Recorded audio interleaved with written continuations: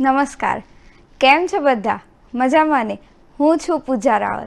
આજે કેસરી ટાઈમ્સ તમને અમદાવાદમાં આવેલી ટેટુ માટેની સરસ મજાની જગ્યા અને આર્ટિફિશિયલ કલાકૃતિ, એન્ટિક વસ્તુઓ તેમજ ટેટુ ક્ષેત્રે એક અલગ જ નામના ધરાવતા એવા એક વ્યક્તિત્વ સાથે મેળવવા જઈ રહ્યા છીએ, જેમણે પોતાની કલા દ્વારા ગુજરાતનું નામ સમગ્ર વિશ્વમાં ઉજાગર કર્યું છે. તો ચાલો આજે આપણે મળીએ મેડી ટેટુ શોપના ઓનર મેડી સોમપુરાને.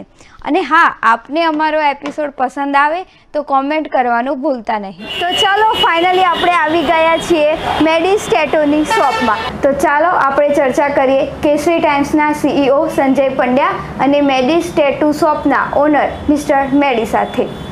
વહાલા દર્શક મિત્રો, કેસરી ટીમ સાથે આજે જ્યારે પકવાન 4 રસ્તા ઉપર આવેલી મેડી ટેટુ શોપમાં જ્યારે આપણે પધાર્યા છીએ, મારા પરમ મિત્ર રોહિત બાલાજી, એમની આ ટીમ, એમની સાથેની મુલાકાત આપને એક એક વસ્તુ જે મેડીભાઈએ પોતે આર્ટિફિશિયલ રીતે બનાવેલી છે, એક એમનો એવો શોખ કે મારે એન્ટિક વસ્તુઓનો સંગ્રહ કરવો, કે જે પ્રોફેશનલ નહીં પણ એક એમનો શોખ કે આવી એન્ટિક વસ્તુઓને જીવંત રાખવી, લોકોને બતાડવી. આવો પણ શોખ જે અમારા મેડીભાઈ બહુ નાની ઉંમરથી ધરાવે છે. સંતો મહંતો ભારતભરના, પછી કુંભના સંતો હોય, મિની કુંભ શિવરાત્રિના જે ભવનાથના સંતો હોય, કે ગુજરાતના ખૂણે ખૂણે વસતા કોઈ પણ સંતો હોય, જે મેડીભાઈ અમારા ભાઈ ને સાથે નજીકથી સંકળાયેલા. રોહિતભાઈ તો અમારે એક એવી વ્યક્તિત્વ કે એમણે પોતાનું જીવન આજે સંતોની સેવાની પાછળ સમર્પિત કરી દીધું. નજીકથી ઓળખું છું, 10 વર્ષથી ઓળખું છું. આપે આમની પહેલાં પણ મારો એક ઇન્ટરવ્યૂ તમે જોયો, એક શ્રી 1008 અમારા દિગંબર ખુશાલ ભારતી મહારાજ, એ સંતના દર્શન પણ મને કરાવનાર અમારા રોહિતભાઈ. આવા અનેક સંતો સાથે મને પણ એમના દર્શનની પ્રાપ્તિ કરાવવા માટે રોહિતભાઈએ કોઈ પણ નિસ્વાર્થ ભાવે એમણે મને અનેક સંતોના પણ દર્શન કરાવ્યા છે, અનેક ધાર્મિક સ્થળોના પણ દર્શન કરાવ્યા છે. જ્યારે રોહિતભાઈના જ એક શબ્દોમાં કહું તો કે સંત સમાગમ, સંતોની સાથે મિલન, સાચા સંતોની સાથેનું મિલન તમને ક્યાંય પહોંચાડતું હોય છે.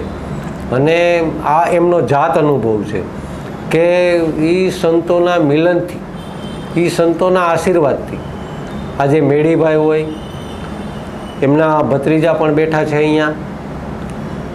રોહિતભાઈ કામ સબબ જે નથી આવી શક્યા, ટેલિફોનિક પણ હમણાં જ મેં એમની યારે વાત કરી.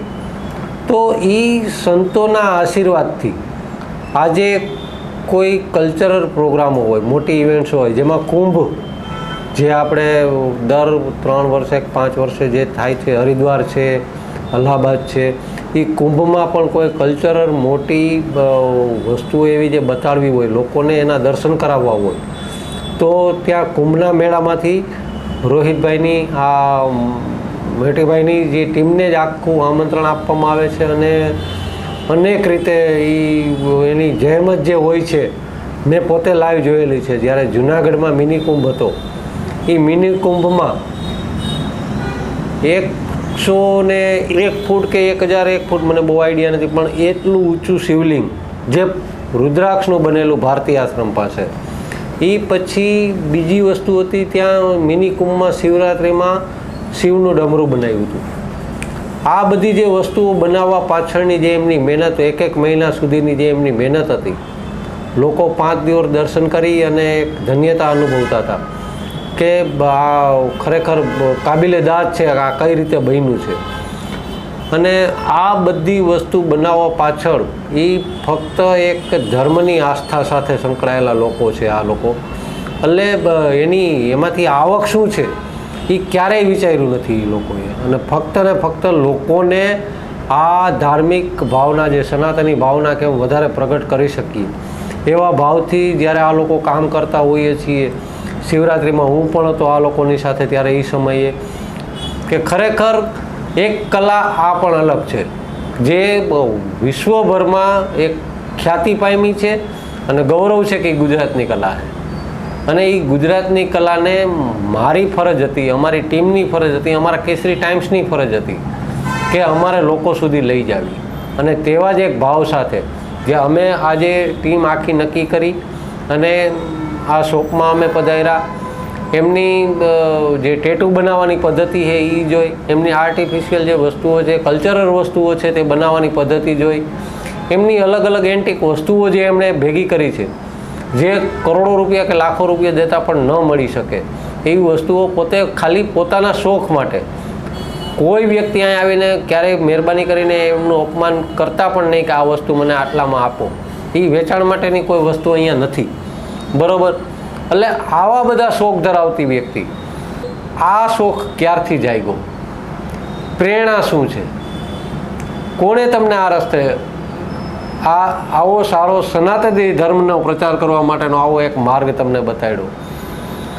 કોઈ તો હશે જ જે આજ સુધી હું ક્યારેય એને ફેસ ટુ ફેસ નથી પૂછી શક્યો, પણ આજ કેમેરાના માધ્યમથી, અમારી ચેનલના માધ્યમથી હું જાણવાની કોશિશ કરીશ અને વિનંતી કરીશ કે આપની આ જે કલાકૃતિ છે, જે કુંભથી લઈ, મિની કુંભથી લઈ, ભારતી આશ્રમના ભારતી બાપુ હોય કે કોઈ રાજકીય વ્યક્તિઓ હોય, દરેક વ્યક્તિ સાથે વ્યક્તિગત પરિચયથી અનેક એવા વ્યક્તિઓ, અનેક એવા સંતો મહંતો અને એકબીજા સાથે એકદમ દૂધમાં જેમ સાકર પડે એમ સંતોની સાથે ભળી ગયેલી વ્યક્તિઓ, આ બધી આપણે એમને મળીએ, એમના વિશે જાણીએ, એમના શોખ વિશે જાણીએ.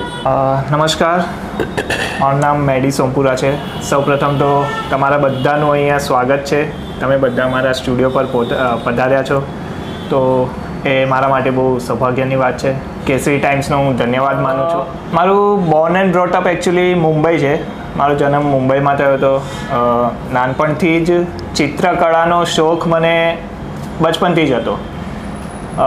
કહી શકાય કે રોહિતભાઈ, જેમને હું મોટા ભાઈથી વિશેષ માનું, તમે મારા બાપ કહો, ગુરુ કહો, ભાઈ કહો, દીકરા કહો, કે કોઈ બી પ્રેમને લાગતો કોઈ બી સંબંધો એ જે મારો રોહિતભાઈ સાથે બનેલો છે, એ પ્રથમવાર મને મુંબઈમાં મળ્યા હતા. મુંબઈથી એમણે મને ઓફર કરી કે તમે જો અગર અહેમદાબાદમાં આવી શકો તો આપણે અહેમદાબાદમાં કળાનું પ્રદર્શન કરીએ અને એ રીતે આપણે આગળ વધી શકીએ છીએ. તો એ ઓફર મેં બહુ નાનપણમાં જ સ્વીકારી દીધી. બહુ નાનો હતો, મારી ઉંમર ખાસી એવી નાની હતી અને એમણે મને અહીંયા લઈને આવ્યા, એમણે મને દેખાડ્યું. સાધુ સંતોની સાથે મારે રોહિતભાઈ સાથે જ હરવા ફરવાનું થયું હતું. સાધુ સંતો સાથે એમણે જૂનાગઢથી લઈને ગિરનાર, સાસણગીર, અમે શરૂઆત ગુજરાતથી જ કરી હતી. જેમ કે કવિ કલાપીના શબ્દો છે કે સદા સૌમ્ય વૈભવ છે ઉભરાત્રી, મળી માતૃભાષા મને ગુજરાતી. તો ગુજરાતથી અમારી શરૂઆત થઈ સાધુ સંતોના સમાગમ સાથે. અમને ખબર નહીં કેમ એક કહેવાય ને કે આપણા ધર્મને માટે લાગણી બ્રાહ્મણ તરીકે કે પછી એક સંસ્કારમાં જ એવી રીતે અમે આગળ વધ્યા કે સાધુ સંતો તરફ જ વળ્યા, ના કે કોઈ હરવા ફરવાના જગ્યાઓ પરથી. અમે મંદિરો, મસ્જિદો, દરેકે દરેક જગ્યા, જેટલું બી મારું કલેક્શન છે તો એ દરેક કલેક્શન એવું નથી કે બસ માત્ર શોપીસ માટેનું છે. દરેક એક એક જગ્યા પરથી મેં એક એક વસ્તુ મારી યાદગીરી રૂપે રાખેલી છે. તો રોહિતભાઈને અમારે ફરવાની હરવાની શરૂઆત થઈ. સાધુ સંતો સાથે સમાગમ કહી શકે તો લોકો ભેટ પૂજા આપતા હોય છે, ચઢાવો આપતા હોય છે, પૈસા આપતા હોય છે, પણ અમે બહુ કન્ફ્યુઝ થઈ જતા કેમ કે સાધુ સંતો પાસેથી જે જ્ઞાન મળે, જે નોલેજ મળે છે અમને, તો એની તો કોઈ કિંમત અમે લગાડી ના શકીએ. અમારી પાસે હતું તો માત્ર એક કળા હતી. તો એ કળા દ્વારા અમે એમને ભેટ પૂજા આપી. એ કળા દ્વારા એમના આશ્રમના દિવાલોને અમે રંગી આપતા હતા, એમના માટે સ્કલ્પચર્સ બનાવી આપતા હતા, એમના માટે મૂર્તિઓ બનાવી આપતા હતા. અને તે જોઈને એમને વધારે પ્રેમ ભાવના જાગતી હતી. સાધુ સંતો એમનો પ્રેમ, એમણે પછી જે અમારી કળા જોઈને અમને જે આશીર્વાદ આપ્યા છે કે પછી આ અત્યારે જે કંઈ બી અમારે અત્યારે છીએ અમે, એ બધું જ સર્વા સાધુ સંતોના આશીર્વાદોથી છે. ત્યારબાદ મને એવું લાગ્યું કે શાયદ મને આમાં કમી લાગી રહી છે કળામાં. તો કળામાં એવું હતું કે એનો કોઈ અંત જ નથી. કળામાં તમે જેટલું શીખો એટલું ઓછું જ લાગે છે. તો એના માટે મેં ફાઇન આર્ટ્સમાં ડિપ્લોમા કોર્સ કર્યો. મેં પેઇન્ટિંગના 5 વર્ષ કર્યા, સ્કલ્પચર શીખવામાં 4 વર્ષ કર્યા. આવી રીતે નહીં તો ને 12-13 વર્ષ સુધી હું માત્ર કોલેજ જ કરી છે અને શીખતો જ રહ્યો છું. ત્યારે જતાં મને એક સ્કિલ ડેવલપ થઈ. ત્યારે જતાં મને એક પ્રોપર ઊંડી નોલેજ મળી. કળાની અંદર જેટલી ડિટેલિંગ આપવાની હોય કે પછી જે પ્રકારનું કારીગરી આગળ વધતી હોય એ બધું જ નોલેજ મને પછી આ કોર્સ કર્યા પછી ત્યારબાદ મેં ધીરે ધીરે રિયલાઇઝ થયું કે મારી કળામાં શું ઉણપ હતી અને પછી એનામાં મેં વધારો કર્યો. ધીરે ધીરે કમર્શિયલ તરફ વળતા ગયા. રોહિતભાઈએ એમનું સત્સંગ ચાલુ રાખ્યું, હું કમર્શિયલ બાજુ રહ્યો. એટલે અમે બંને ભાઈઓનું કહેવાય કે બેલેન્સ એટલું સરસ રીતે રાખ્યું છે કે અત્યારે સારા એવા ભારતભરના ખ્યાતનામ સાધુ સંતોથી લઈને જેટલા બી હરિ, ગિરી, મુનિ, પુરી, નાથ, નાગા, ભારતી, ઉદાસીન, રામાદલી, સંબુદલી કે પછી જૂના અખાડા, નવા અખાડા, દરેક જગ્યાએ દિગંબરથી લઈને દરેક સાધુ સંતો સાથે અમે મળ્યા. એ દરેકને અમે ભેટ પૂજા આપીએ કળા રૂપે. પૈસા ને એ બધું તો બહુ નાની બાબત છે એકચ્યુઅલી મારા માટે તો. પરંતુ જે કળાના માધ્યમ દ્વારા અમે એમની સાથે સત્સંગ થતા હતા, એમને જે મને પછી એમને જે નોલેજ આપે, તંત્ર વિષય હોય કે પછી કમર્શિયલ વિષય હોય કે પછી આ દુનિયાદારી વિષય હોય, તો એને હું મારી કળામાં ઉતારતો ગયો. જેમ કે અહીંયા તમે શ્રીયંત્રનું પેઇન્ટિંગ જોઈ શકો છો. બીજા બી ઘણા ખરા પેઇન્ટિંગ્સ છે જે મેં એબ્સ્ટ્રેક્ટ વર્કમાં કરેલા છે. તો આ બધું જ માધ્યમ નોલેજ હું કહી શકું કે કોલેજ દ્વારા, શીખવા દ્વારા અને જીવનમાં મળેલા અનુભવો વિશે. માણસ જે કંઈ બી હોય છે એના ભૂતકાળના લીધે હોય છે. લોકો ભૂતકાળને બહુ ભૂલી જતા હોય કે પણ સબકોન્શિયસ માઇન્ડમાં એ બધું સ્ટોર કરેલું જ હોય છે અને એ સબકોન્શિયસ માઇન્ડની ક્રિએટિવિટી દ્વારા પેઇન્ટિંગમાં બહાર કાઢવું એ જ પ્રોસેસ એક કલાકારની હોય છે. એટલે આ પ્રોસેસ ઘણા વર્ષો સુધીની રહી છે. એવું નથી કે રાતોરાત આ બધું શીખી જવાય. મેં ઘણા વર્ષો સુધીની આ પ્રેક્ટિસ છે. ઘણા વર્ષો સુધી સુજલભાઈ છે જે આખા સ્ટુડિયોનું મેનેજમેન્ટ કરે છે. સુજલભાઈ જે કંઈ બી નાનાથી લઈને મોટી કંઈ બી અગર ક્યાંય બી હું અટકાઈ ગયો હોય તો એ સુજલભાઈની મદદથી કામ સંપૂર્ણપણે પતી જાય છે. ત્યારબાદ આ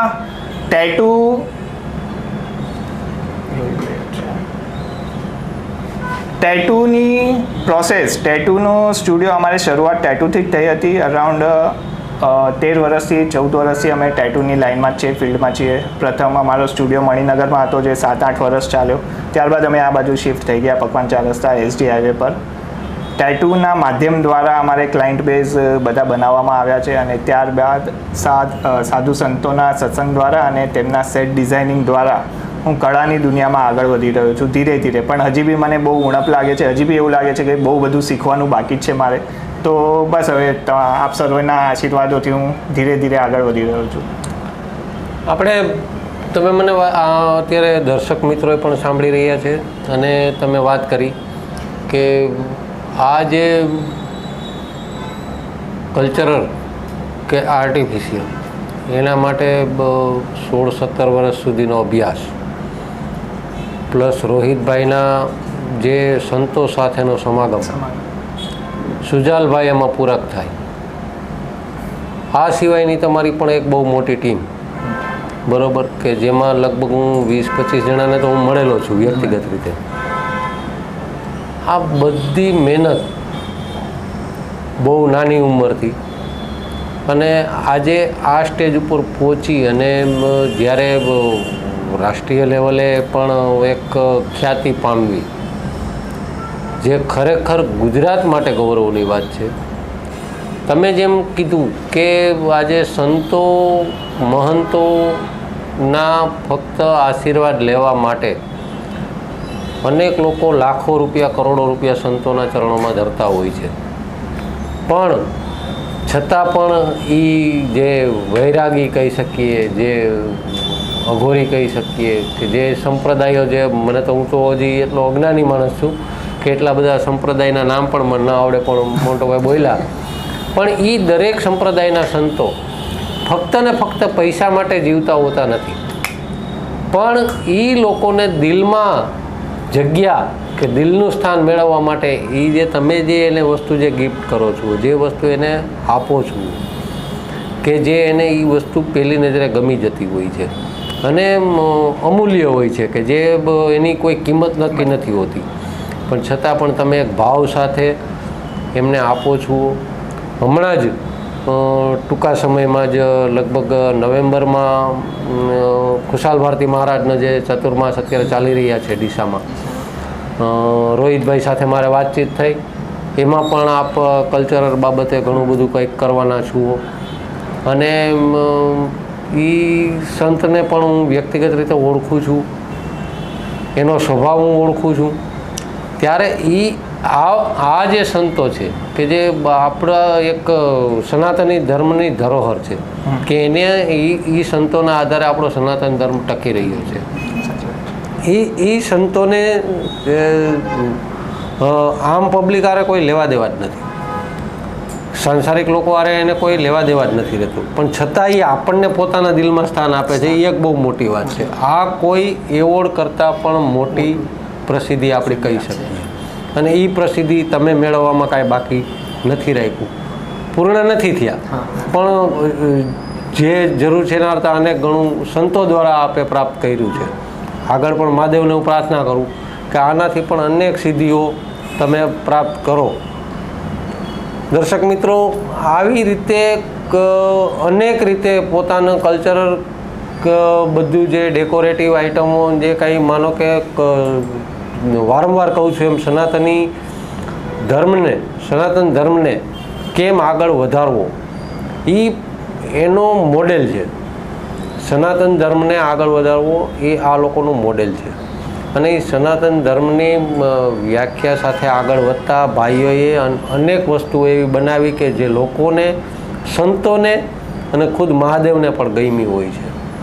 પણ જે પેરિસ બેઠા વર્લ્ડ બુક ઓફ રેકોર્ડ એમાં પણ એક અલગ સ્થાન, અને એ બહુ ટૂંકા સમયમાં મેળવવું. આજે હું માનું ત્યાં સુધી ગુજરાતમાં પણ એટલા બધા લોકો નહીં હોય જેને વર્લ્ડ બુક ઓફ રેકોર્ડમાં સ્થાન મળ્યું છે, પણ ગિનિસ બુકમાં જે નામ મેળવવું એ એક ગૌરવની વાત છે. અમને ગૌરવ છે કે અમે આવા એક સનાતની વ્યક્તિ સાથે બેઠા છીએ કે જેને આમાં જે સ્થાન મળ્યું છે. કઈ બાબતે કઈ એવી વસ્તુ હતી અને લોકો એનાથી પ્રભાવિત થયા, સંતો પ્રભાવિત થયા. એ તો કદાચ તમારી દરેક વસ્તુ એવી છે કે જેમાં આ લોકો પ્રભાવિત થાય જ છે. પણ આ જે ફોરેનની જે એજન્સી છે, વિશ્વ લેવલે જેમનું નામ છે અને વિશ્વ લેવલના ફલક ઉપર તમને જ્યારે પહોંચાડ્યા છે, એવી કઈ વસ્તુ હતી કે જેનાથી આપે આ પ્રસિદ્ધિ મેળવી? આ પ્રસિદ્ધિ 2016-17માં અમદાવાદ શોપિંગ ફેસ્ટિવલ થયો હતો, જે અહીંયા રિવરફ્રન્ટ પર વાઇબ્રન્ટ ગુજરાતની ઇવેન્ટમાં કરવામાં આવેલો હતો. એ ઇવેન્ટના અરાઉન્ડ 3 મહિના પહેલાંથી મને કોન્ટેક્ટ કરવામાં આવ્યો એજન્સી વાયા તે. અમે કોઈ માર્કેટિંગ નથી કરતા અમારી એજન્સીનું ક્યારેય બી, માત્ર અમારું કામ જોઈને કે પછી માઉથ પબ્લિસિટી દ્વારા જ અમને બધા આવતા હોય છે કામ. તો ત્યાંના ઓનર અમને મળવા આવ્યા હતા સ્પેશિયલી, અને એક રિક્વેસ્ટ ના કહેવાય પરંતુ એક પ્રપોઝલ હતું એ પ્રકારનું કે અમદાવાદ શોપિંગ ફેસ્ટિવલ છે તો આપણે શોપિંગ બેગ લાર્જમાં લાર્જ કેટલી સાઇઝની બનાવી શકીએ છીએ. તો મેં એમને સામે પ્રશ્ન કર્યો કે તમારી રિક્વાયરમેન્ટ કેટલી છે, તમને કેટલી મોટી કરવી છે શોપિંગ બેગની સાઇઝ કેટલી? તો એમણે મને કીધું કે અરાઉન્ડ 40 થી 45 ફૂટની થઈ જાય. મેં કીધું હા થઈ જાય. હવે કહેતા તો કહી દીધું. એ બનાવવાનું મેં સ્ટ્રક્ચર એનું આખું આર્મેચર બનાવવામાં આવે. કોઈ બી સ્કલ્પચર હોય, ક્યારે બી કોઈ બી મૂર્તિ બનાવે તો એ મૂર્તિને ઊભી રાખવા માટે એને સપોર્ટ જોઈએ. એનું એક આર્મેચર આવે અને એ આર્મેચર ઉપર આખા મોટી સ્કલ્પચરનો સપોર્ટ હોય, જેના દ્વારા એ કંઈ હલે ડલે નહીં કે પડે નહીં કેવી. આ બધી થઈ ગઈ નાની નાની મૂર્તિઓની વાત. પણ અગર જ્યારે 40 કે 50 ફૂટ એટલે કે 5-6 માળની બિલ્ડિંગની સાઇઝનું કંઈક લાર્જ સ્કેલમાં આર્ટ ઇન્સ્ટોલેશન કરવાનું આવે તો એ બહુ કપરો વિષય હતો અમારા માટે. મેં કહેતા હા તો પાડી દીધી, પણ પછી હું મૂંઝાઈ ગયો. પરંતુ જેમ રોહિતભાઈ મારું બેક, મારું સપોર્ટ કહી શકો, જે એમને છે એટલે હું કોઈ બી ડેરિંગ કરી શકું, કંઈ બી કરી શકું. એમને રોહિતભાઈના સપોર્ટથી મને એવું થાય કે હું દુનિયાની કોઈ બી જંગ જીતી શકું છું. તો રોહિતભાઈએ એમનું દિમાગ લગાડ્યું. ત્યારબાદ અમે સ્ટ્રક્ચર આખું તૈયાર કર્યું. એ સ્ટ્રક્ચર રિજેક્ટ થયું કે આટલી મોટી સાઇઝમાં અને રિવરફ્રન્ટ ઉપર હતું એટલે હવાનું પ્રેશર આટલું હેવી હશે કે સ્ટ્રક્ચરનું બેલેન્સ રાખવું એ લોકો પ્રોબ્લેમ થઈ રહી હતી. ત્યારબાદ અમે ધીરે ધીરે કરવાનું હતું જ્યુટ મટીરિયલમાંથી, એટલે દેશી ભાષામાં આપણે કહીએ તો કંતાનમાંથી આખી શોપિંગ બેગ બનાવવાની હતી. અમે એક દરજીને બેસાડ્યો, કન્ટિન્યુ 20 days 20 દિવસ સુધી એ દરજીએ સિલાઈ કામ કર્યું છે. આની પાછળ 3-4 બીજા કારીગરો લાગ્યા હતા. મેં મારા હિસાબે એની એક સાઇઝ વાઇઝ આમાં આખું ના, કળામાં કેવું છે કે માત્ર એવું નથી કે ચિત્રકારી લાગે કે પછી કોઈ સ્કલ્પચરનો વિષય લાગે, ના, આમાં એક બહુ મોટા પાયે ગણિત બી લાગ્યું હતું કે આટલી સાઇઝનો રેશિયો છે તો એની રેપ્લિકા આ સાઇઝની છે. એ લોકોની એક ફિક્સ બેગ હતી અને એ જ સાઇઝની રેપ્લિકા એ જ સાઇઝમાં બનાવવાની હતી. ધારો કે અહીંયા 1 ઇંચ લાગે છે તો અહીંયા એનું 1 ફૂટ થઈ જાય, તો પછી અહીંયા 20 ઇંચ છે, દેટ મીન્સ કે ત્યાં 20 ફૂટ છે. એટલે આ આખું ગણિતનો વિષય હતો, બહુ આમાં દિમાગ કસાઈ ગયું હતું. ત્યારબાદ અમે મહામહેનતે આખી બેગ ઊભી કરી હતી. એ આખી બેગ શોપિંગ બેગ તૈયાર થયા પછી ત્યારબાદ દિલ્હીથી આખી ટીમ આવી હતી ગિનીસ બુક ઓફ વર્લ્ડ રેકોર્ડ્સની. એ લોકોએ આખી બેગની માપણી કરી, એક ઇંચનું બી એ લોકોને ભૂલ લાગે તો એ સર્ટિફિકેટ અમને ના મળે એવી પોસિબિલિટીઝ હતી. પરંતુ અમે બેગ કમ્પ્લીટ કરી, 1 ઇંચની બી ભૂલ ના નીકળી અને ગિનીસ બુક ઓફ વર્લ્ડ રેકોર્ડનો અમને એવોર્ડ મળ્યો અમારી એજન્સીને. ત્યારબાદ એ બેગને ઉદ્ઘાટન સ્વયં નરેન્દ્ર મોદી સાહેબે કર્યો હતો વાઇબ્રન્ટ ગુજરાતની ઇવેન્ટમાં જ. એ બેગ અમે 50 ફૂટનું હતું, 60 ફૂટના હાઇટ ઉપર અમે 4 બાજુ પાયા નાખીને ટ્રસ્ટ ઊભો કર્યો હતો અને ત્યારબાદ એના ઉપર એ બેગ આખી ઝૂલતી લબડાવવામાં આવી હતી. હવાના આટલા પ્રેશર સાથે બી નીચેથી બી અમે એની ફિટિંગ એ રીતે કરી હતી, મજબૂત રીતે. નરેન્દ્ર મોદી સાહેબ પોતે જોઈને ખુશ થઈ ગયા હતા અને એનું સારું એવું લોકોએ વખાણ્યું હતું અમારી એ કળાને. તો એ રીતે અમે ગિનીસ બુક ઓફ વર્લ્ડ રેકોર્ડમાં અમારું નામ સ્થાપિત કર્યું હતું. ભારતના આદરણીય પ્રધાનમંત્રી એ પણ જ્યારે આ ઝૂલતી ઠેલી આપણે કહી શકીએ, બરોબર, શોપિંગ બેગ એટલે થોડુંક મને ઇંગ્લિશ અઘરું લાગે, પણ ઝૂલતી થેલી આપણે નામ આપીએ. એ જ્યારે આપણા પ્રધાનમંત્રી પણ એક એને જોઈને હરખાતા હોય, એને ગૌરવ હોય જ, કારણ કે પોતે ગુજરાતી અને એનો ગુજરાતી જ્યારે આવું કોઈ કામ કરતો હોય અને એ વિશ્વના ફલક ઉપર જ્યારે આ નામ રોશન થતું હોય ત્યારે મોદી સાહેબ તો એક નાનામાં નાના વ્યક્તિને પણ તરત પીઠ થાબડવા માટે તત્પર હોય છે સારા કાર્યો માટે. તો આજે આપની એજન્સીએ જ્યારે એ ગૌરવ પ્રાપ્ત કર્યું ત્યારે સુજાલભાઈ, હું આપને પૂછીશ, આપનો પણ એમાં ઘણો સહયોગ રહ્યો હશે અને આપે પણ જેમ વાત કરી મોન્ટુભાઈ, રોહિતભાઈના તમે ભત્રીજા પરિવાર જ છો બધા, પણ એમાં તમે પણ કંઈક ને કંઈક એમાં પૂરક થયા હશો અને એ જ્યારે Guinness book of world record તમને મળ્યો એ પછીનો આનંદ, એની શરૂઆતની મહેનત પછીનો આનંદ દર્શાવશો. સુજલભાઈ એ સમયે નાનાથી નાની બાબતોને લઈને એમણે ઘણી એવી હેલ્પ કરી હતી. બહુ અડચણો આવી, મુશ્કેલીનો સામનો કર્યો મેં, ભાઈએ થોડો સપોર્ટ કર્યો, ટીમનો બી સપોર્ટ રહ્યો, અંકલનો બી સપોર્ટ રહ્યો. એ હિસાબે અમે પૂરી બેગ ભાઈએ ઊભી કરી.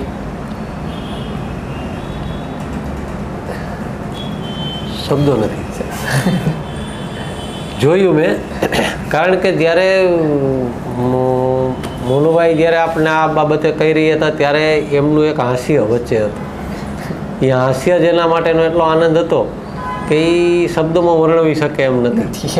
પણ ખરેખર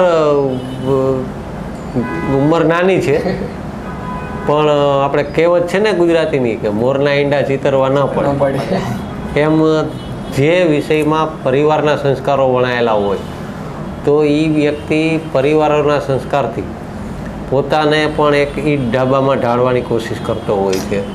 અમને ગૌરવ છે આજે આપ જેવા લોકોને અમે મળ્યા, પણ હજી તમે એમ અમને હાથ જોડીને છૂટા તો નહીં થઈ. છેલ્લી અને છેલ્લો પ્રશ્ન અમારો, આગળ હવે પછી તમારી એજન્સી જે પ્રોફેશનલ છે એ સિવાય જેમ આપણે મોદી સાહેબ પણ કહે છે કે આજે આપણે એક સનાતન ધર્મનો જે રીતે એ અત્યારે હાઇટ આપી રહ્યા છે, આપણા બહુ અતિ લાગણી આપણને દિલથી ઉદ્ભવે એવા યુપીના મુખ્યમંત્રી શ્રી યોગી આદિત્યનાથજી. આવી જ રીતે આપણે માનો કે જુનાગઢ કે કોઈ પણ સંત સમાગમમાં નામ લઈ લઈએ તો ઇન્દ્ર ભારતી બાપુ કે એક રાષ્ટ્રવાદી સંતને આપણે બિરુદ આપી શકીએ. એવા જ આપણા શેરનાથ બાપુ, ભારતી આશ્રમમાં વિશ્વંભર ભારતી મહારાજે હમણાં જ પોતાનું શરીરને સ્થિર કર્યું. એવા ભારતી મહારાજ આપણા જે સનાતન ધર્મના પ્રચાર માટે મહાકાલ સેનાના જે ફાઉન્ડર કહી શકીએ એવા ખુશાલ ભારતી મહારાજ, આલોકગીરી બાપુ હોય, આવા કેટલા સંતો, રવિગીરી બાપુ હોય. આ લોકો કે જેમના દર્શન કરવા પણ એક બહુ જૂજ દર્શન થાય છે. આ લોકોની નજીક તમે છો, એ ખરેખર કોઈ તમારા પૂર્વજોના પુણ્યો, તમારા માતા પિતાના આશીર્વાદ કે આ લોકોની આટલી નજીક રહી અને તમે એમનો પ્રેમ મેળવી રહ્યા છો, કે જેના પ્રેમ મેળવવા માટે અમારા જેવા પામર વ્યક્તિ તો તલપાપડ હોય, પણ તમે એનો પ્રેમ મેળવી રહ્યા છો. તો આવતા સમયમાં સનાતન ધર્મ માટે આ જે મોદી સાહેબની મુહિમ છે, યોગીજીની મુહિમ છે કે સંતો મહંતોની જે મુહિમ છે, એમાં આપનો શું ફાળો હશે? તમને નાની એવી અગર વાત કરું તો આજનું જે જનરેશન છે, જેને ફેશનની સ્ટાઇલમાં જેન ઝી કહેતા હોય છે લોકો, જેન ઝી જનરેશન જે મારા હિસાબે બહુ ગલત અને ઊંધા પાટે ચડી ગઈ છે, ઊંધા રવાડે ચડી છે. ફેશનના નામ પર કે પછી અજ્ઞાનતાના નામ પર હું કહી શકું. ફોર એક્ઝામ્પલ, ફેમિનિઝમના નામ પર કોઈ બી ઝંડો ઊભો કરીને જાગી જ જાય કે દ્રૌપદીની સાડી કેમ ખેંચી કે પછી સીતાને કેમ અગ્નિ પરીક્ષા આપી. પરંતુ મારું માનવું છે જે વર્ષોથી જ્યારે કોઈ આપણું અસ્તિત્વ બી નહોતું ત્યારથી એ જે ચાલતું આવ્યું છે એ જ્ઞાનનો વિષય છે. તમે એ વાંચો, પહેલાં તમે એમાં ઊંડા ઉતરો, એની પાછળ શું કારણ છે એ જાણો, સંપૂર્ણપણે પહેલાં જ્ઞાન લો અને ત્યારબાદ તમારો જે સવાલ છે એ સવાલનું જ અસ્તિત્વ નહીં રહે છે. પછી તમને કોઈ સવાલ જ ઊભા નહીં થશે. એટલે એઝ અ કલાકાર, જેમ મોદી સાહેબ અગર રાજનેતા છે તો રાજનીતિ દ્વારા એમને પોતાના દેશને આગળ વધારવા માંગતા હોય, તો એક એઝ અ કલાકાર તરીકે તો હું મારા કળાના માધ્યમ દ્વારા સંતોના સમાગમ સાથે જો અગર જ્ઞાનનો પ્રચાર કરી શકું, કાં તો પછી જે ખુશાલ ભારતી મહારાજનું જે રાષ્ટ્રીય મહાકાલ સેના, જેમના પ્રદેશના પ્રમુખ છે રોહિતભાઈ રાબડિયા, તો એ મોટાભાઈ એમના સંગત દ્વારા અગર જો હું મારા જ કળાના થકી પ્રચાર કરી શકું અને લોકોને ઊંધા રવાડે ચડતા કે પછી ઊંધી દિશાએ વળતા થોડા બી, અગર 5માંથી 1 વ્યક્તિ બી પાછો વળી જાય તો બી મારી કળા સાર્થક છે. તો બી હું મારા જીવનને એવું સમજીશ કે હા, આ જીવન મારા માટે સાર્થક રહ્યું છે. એટલે ખુશાલ ભારતી મહારાજે જે મુહિમ સ્ટાર્ટ કરી છે અત્યારે ચતુર્માસ, જે ડીસામાં ઈસ્માની માતાના મંદિર ઉપર છે, એમણે સ્થાને બેઠા છે, તો ત્યાંનું આખું સેટ ડિઝાઇનિંગથી લઈને આર્ટ ઇન્સ્ટોલેશન, ત્યાંની જેટલી બી ઇવેન્ટો થશે એ બધાનો કારભાર અમને સોંપવામાં આવ્યો છે. તો અમારો પૂરેપૂરો એ પ્રકારનો પ્રયત્ન છે કે સનાતન ધર્મનું જ્ઞાન, કે ખોટી જે લોકોમાં વિચારધારા વહી ગઈ છે, કે પછી લોકો જે ખોટા વિચારો દ્વારા, આજનું કહી શકાય કે કળયુગની સૌથી મોટી પ્રોબ્લેમ એ છે ને કે લોકોને જે ખોટું છે ને એ ખોટું જ નથી લાગતું. કોઈ બી પ્રકારે તર્ક વિતર્ક કરીને કે કોઈ બી માધ્યમ દ્વારા જે ખોટું છે એને સાચું સાબિત કરી બતાવવું છે, અને છેલ્લે જ્યારે બોલવા માટે શબ્દો હોતા નથી ત્યારે કે ભાઈ મારા માટે તો આ જ છે બસ. એટલે સત્યની જાણ વગર તમે જે સત્ય માનીને બેઠા છો તો એ બહુ દેશના ભવિષ્ય માટે કે પછી દેશનું ભવિષ્ય તો સમજ્યા, ખુદના ભવિષ્ય માટે બી બહુ ખોટું છે. આજે અગર વ્યસન, વ્યભિચારિતા કે પછી પરધન માટે ખરાબ નજર કે પર સ્ત્રી માટેની ખરાબ નજર, એ બધી જેટલા બી અવગુણો છે એ અવગુણોને દૂર કરવા માટે હું મારા કળાને પ્રેરિત કરું છું. જો અગર આ પ્રયાસમાં અમે સફળ રહીશું તો અમારા માટે એ જ બહુ મોટી વાત છે. અમે સમજશું કે આના માટે જ અમારો જન્મ થયો છે, બ્રાહ્મણ તરીકે કહો કે પછી માણસાઈ તરીકે બી લોકોને અગર ખોટી દિશાએથી પાછા અમે અગર વાળી શકીએ તો બહુ મોટી વાત છે. તો અમારો પ્રયત્ન હંમેશા એ જ રહ્યો છે કે સનાતન ધર્મના સહારે અને એમના જેમ એક વકીલ પાસે બધા મુદ્દાઓ હોય છે એવી રીતે ધર્મના બહુ બધા એવા મુદ્દાઓ છે જેના દ્વારા જનતાને કે પછી પબ્લિકને આપણે સમજાવી શકીએ છીએ. બસ માત્ર એમને એ સવાલ ઉદ્ભવે, એમના અંતરાત્માથી એ સવાલ જાગે તો એ બહુ મોટી વાત છે. તો અમારો પ્રયાસ હંમેશા એ જ પ્રકારનો રહ્યો છે કે લોકોને ગેરમાર્ગેથી પાછા અમે વાળી શકીએ.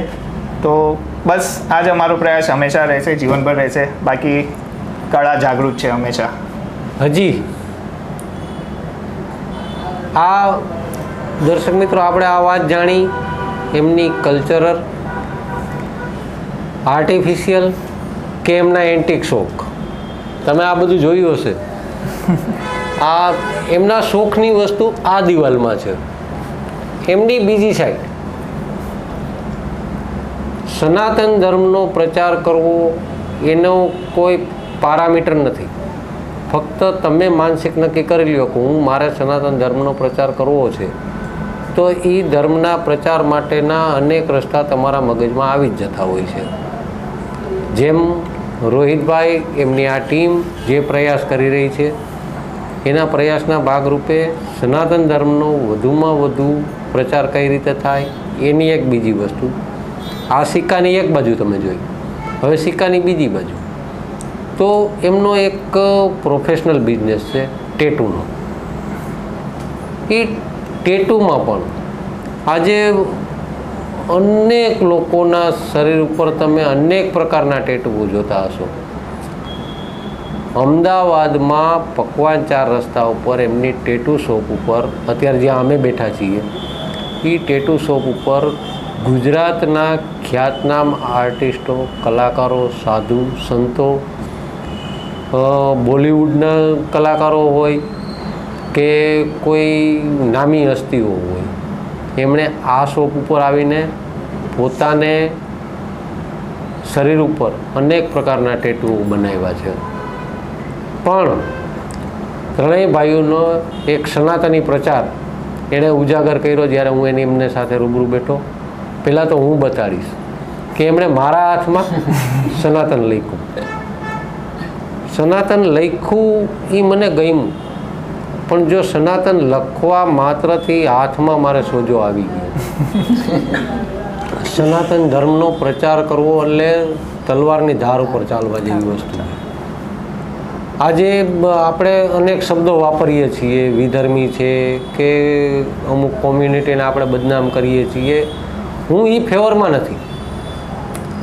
આજે આપણે અબ્દુલ કલામ સાહેબનું નામ લઈએ. કોણ હતા? કઈ કોમ્યુનિટીમાંથી હતા? તો આવા અનેક સંતો કે જે આપણા સૈન્યમાં પણ હતા અને દેશને વરેલા લોકો હતા, દેશ માટે પોતે ખપી ગયેલા લોકો હતા. એટલે એ કોમ્યુનિટીને આપણે બદનામ ન કરી શકીએ. આપણને એ રાઇટ્સ પણ નથી કે આપણે કોઈને ધર્મી કે વિધર્મી કહી શકીએ. પણ ખુદમાં એવી જાગૃતતા હોવી જોઈએ કે એ લોકો જેટલા ધર્મચુસ્ત છે એટલા ધર્મચુસ્ત આપણે બનવું જરૂરી છે.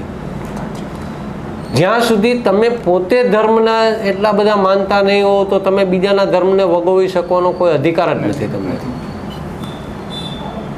આજે જનરલી જે ન ખાધની વસ્તુ છે, ન પીવાની વસ્તુ છે, જ્યારે એ લોકોનો ખોરાક છે અને એ લોકો કરે છે, પણ જ્યારે તમે એ કદાચ મારા દર્શક મિત્રોને થોડુંક અજુગતું લાગશે, હું પણ પ્યોર સનાતની છું, હું હિન્દુ ધર્મને વરેલો છું, મને ગૌરવ છે કે હું બ્રાહ્મણનો દીકરો છું. મારી ચેનલ મારફત કે મારાથી થતા દરેક પ્રયાસો મારફત હું હંમેશા સનાતન ધર્મનો જ પ્રચાર કરીશ મારા જીવનના છેલ્લા શ્વાસ સુધી. પણ એ માટે એ પ્રચાર કરતાં કરતાં મારે જે ધર્મને લોકો વિરોધાભાસથી જોઈ રહ્યા છીએ, જે કોમ્યુનિટીને લોકો વિરોધાભાસથી જોઈ રહ્યા છીએ, એને હું મારું સમર્થન નથી આપતો. એનું કારણ છે કે તમે જો સનાતની છો, તમે ખરેખર હિન્દુ ધર્મને આગળ વધારવા માગો છો, તો આજે મુસ્લિમ સમાજમાં મોન્ટુભાઈ આપણે જોઈએ છીએ કે 5 ટાઈમની નમાજ, 30 દિવસના રોજા આ એ લોકો કરે છે. અને એનું 5 વર્ષનું બાળક હોય કે 70-80 વર્ષના બુઝુર્ગ હોય, એ લોકો આમાં કન્ટિન્યુ એના નીતિ નિયમોમાં કોઈ ફેરફાર નથી કરતા. જ્યારે આપણા સનાતની, આપણા હિન્દુ લોકોમાં આ ભાવના થોડીક ઘટી છે. શું રામનવમી શું છે એ ખબર નથી, જન્માષ્ટમી શું છે ખબર નથી, વાર તહેવાર શું છે, એને જે આ જે અપવાસ કે આપણે જે કહીએ છીએ વૈજ્ઞાનિક કારણો છે એમાં જોડાયેલા, પણ એ કરવું નથી કોઈને. એ આપણું જે અત્યારનું જે હમણાં વાત કરીએ એમ યંગ જનરેશન, ખાસ જરૂર છે યંગ જનરેશનને વળવાની.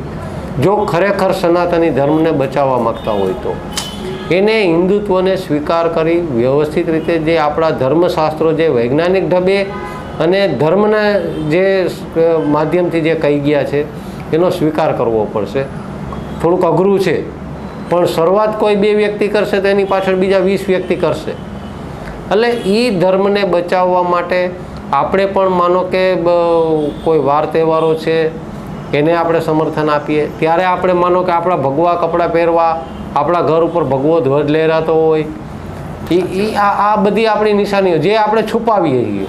આપણે આજે કોઈ પણ માનો કે અત્યારે ખાસ ઉનાળો હોય એવું શરૂઆતમાં સ્ટાર્ટિંગમાં મને યાદ છે, આજથી 10 થી 15 વર્ષ પહેલાં કે ઉનાળો હોય એટલે સ્કાર્ફ બાંધીને લેડીઝ નીકળતી, બરાબર, પોતે ચૂંદડી આપ્યું. અત્યારે ચોમાસું હોય, શિયાળો હોય કે ઉનાળો હોય, એ એક એની ફેશન થઈ ગઈ છે. જે ખરેખર મુસ્લિમ ધર્મ માટે એને આપણે નકાબ કહીએ છીએ, શું બુરખા કહીએ છીએ, બરાબર. તો આજે આ લોકોને એ સ્વીકૃતિ છે, પણ એને સવારે કે સાંજે ઘરમાં આરતી કરવી, દીવાબત્તી કરવા, તો એ અગરબત્તીના ધુવાળાથી એમને થોડીક એલર્જી છે આવું વિચારીને એ લોકો નથી કરતા. તો ખરેખર સનાતન ધર્મ શું છે એને સમજવો પડશે, એને સ્વીકારવો પડશે. બીજા ધર્મને બદનામ કરવાને બદલે પોતાના ધર્મ બાજુ કેમ વધારે વળવું એ એને જાણવું પડશે. અને આ ટેટુના માધ્યમથી એનો પણ એક પ્રયાસ છે કે લોકો જેમ મેં સનાતની લખાયું એમ વધારેમાં વધારે લોકો હિન્દુ ધર્મના પ્રચાર માટે અલગ અલગ વસ્તુ કરે છે. એ પણ પોતાનો એ જે પ્રોફેશનલ બિઝનેસ છે, પણ એમાં સનાતની ધર્મને પ્રચાર અર્થે કોઈ પણ કાંઈ વસ્તુ અહીંયા કરાવવા આવે છે તેમાં પણ એ મેક્સિમમ એના ડિસ્કાઉન્ટ આપે છે કે એ સનાતન ધર્મનો પ્રચાર કરે છે. આવા મેં તો ફ્રી કરાવ્યું છે.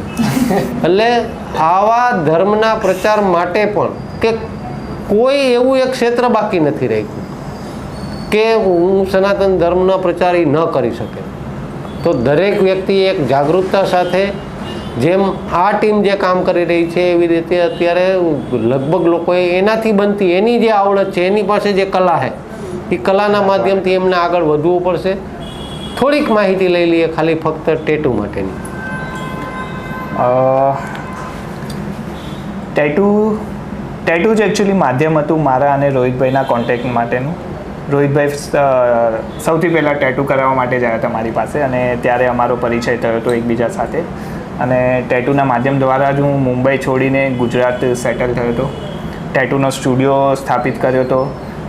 ટેટુની અમે ક્યારેય કોઈ પણ પ્રકારની માર્કેટિંગ કરી જ નથી, પરંતુ ટેટુનું એક જણના હાથમાં બી કોઈ સારું ટેટુ હોય તો એ લોકો 10 જણાને કહેવાના જ છે કે ભાઈ આ જગ્યાએ જાઓ, આ સારું છે. પરંતુ જો કોઈનું એક ટેટુ બગડેલું હશે તો એ 50 જગ્યાએ કહેશે કે ભાઈ આ જગ્યાએ નહીં જતા. ટેટુ મારું માનવું એવું છે કે કળાના જેટલા બી પેલા પ્રકારો છે અલગ અલગ, પેઇન્ટિંગ થઈ ગયું, સેરીગ્રાફ થઈ ગયું, કે પછી સ્કલ્પચર થઈ ગયું, કે પછી લિથો થઈ ગયું, જેટલા બી પ્રકાર છે બધામાં સૌથી હાર્ડ ટેટુ પડે એવું છે. કેમ કે આ વિષય કેવો છે કે તમે એક લાઈન ખેંચી ટેટુની, એ ખેંચાઈ ગઈ. પેઇન્ટિંગ કરી એમાં ભૂલ પડી તો તમે છુપાડી શકો, પેન્સિલથી દોર્યું તો તમે એ પણ જોતા સામેવાળાને તકલીફ પડે નથી.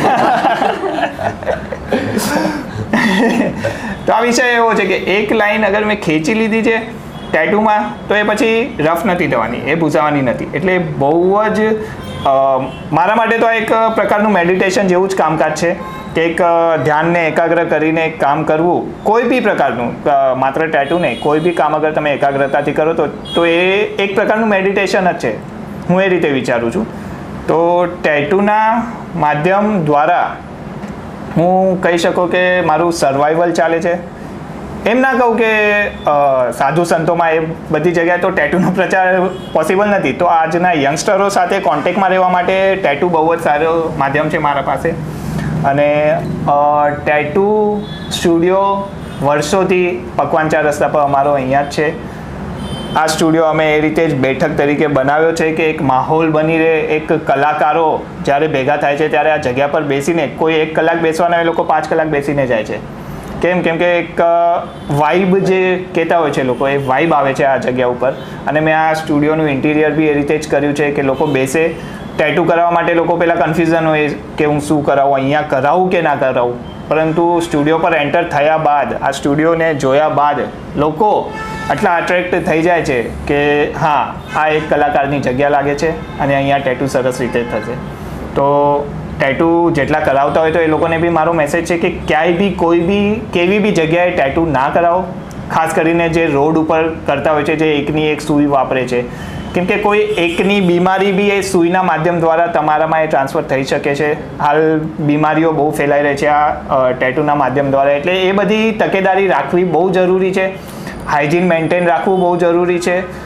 લોકો ઇંકમાં બી બહુ ભેળસેળ કરતા હોય છે. ઇંક ખૂટી જાય તો પાણી નાખીને બનાવતા હોય છે, જેના લીધે લોકોના ટેટૂઝ બગડતા હોય છે. એટલે આ બધું ઇન્ક્વાયરી કર્યા બાદ અગર કોઈ પ્રોફેશનલ જગ્યા છે, હું એમ નથી કહેતો કે અહીંયા જ કરાવો, પણ કોઈ બી જગ્યાએ કરાવો છો તો એકવાર એ જગ્યાનું કામ, એ જગ્યાનું હાઇજીન મેન્ટેન, એ કલાકારનું કામ, એ બધું જોયા બાદ ટેટુ કરાવો. કેમ કે ટેટુ એક એવી વસ્તુ છે જે લાઈફ ટાઈમ રહેવાની છે. તમે મળશો ત્યાં સુધી, બુઢા થશો ત્યાં સુધી આ તમારા શરીર પર એક નિશાન રહેવાનું છે. એટલે બહુ સમજી વિચારીને કરવા જેવી વસ્તુ છે ટેટુ.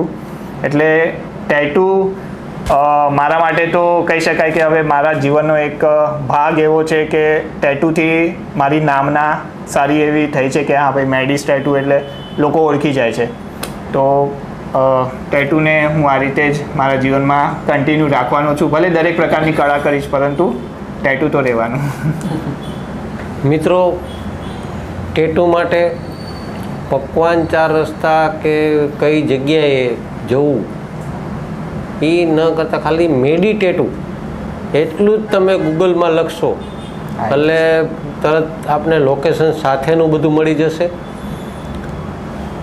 હું મહાદેવને પ્રાર્થના કરીશ કે આ લોકો જે સનાતન ધર્મનો પ્રચાર કરી રહ્યા છે એને હજુ વધુને વધુ તાકાત આપે.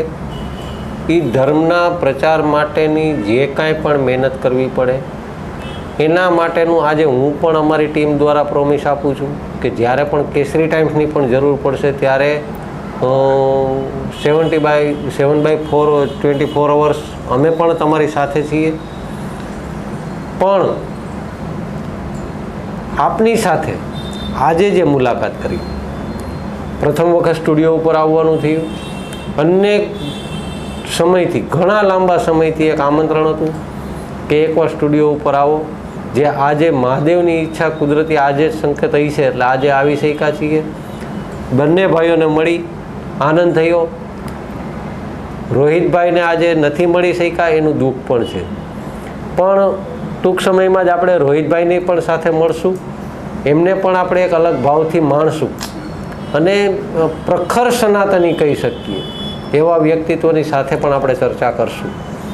અત્યારે બસ આટલું જ. આપનો સંજય પંડ્યા.